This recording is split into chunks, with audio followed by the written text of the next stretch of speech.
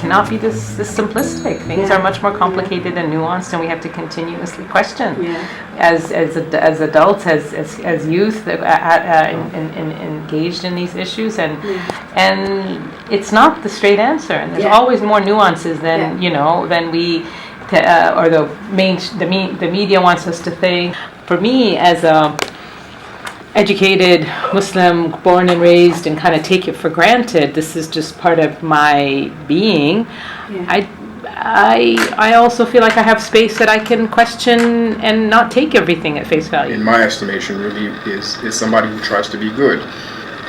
And if we say that Islam is the natural religion, you don't need an Arab to teach you to be Muslim. You don't need an Imam to teach you to be a Muslim. You just have to connect with your own goodness. I have met people from the Arabic countries, for example, who ask me, do you speak Arabic? And I said, no. And they think I'm not Muslim enough, right? And then, do you practice? How do you pray? How do you understand Quran? Things like that. And I say,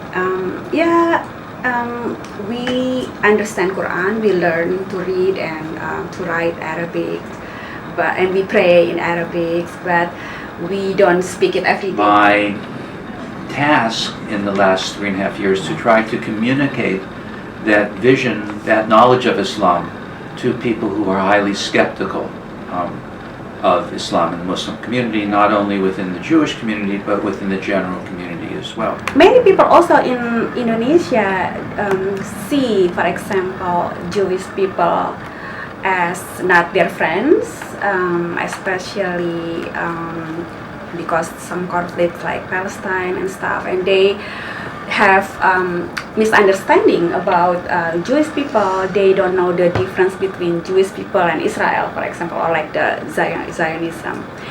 They just they have those stereotypes. When there's a clergy, when there's an imam or a rabbi or a priest telling you what the text means, in spite of its obvious ambiguity, that's a very strong message certainly for impressionable little kids. My daughter was like, oh, so which one is true? Like Saudi Arabia is like, the center of Islam, right? People go there every year for Hajj, and we pray, facing Kaaba, and everything is, like circling around Saudi Arabia. And then Iran also claim themselves as the true Muslim country.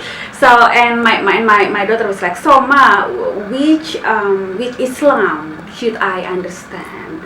And then if people say things that are not true about Islam, it's hard for me to say no, or that's not true, because sometimes that really happens in Islamic countries. Especially maybe as I get older, I'm a little more skeptical, or I don't want be in a position where you have to judge people, or if there is this right or wrong. And so, I hope our kids or the people that we surround ourselves with can be sort of think in that open-minded way, so that we don't feel like we have to box people in, whether it's through religion, through race, through class.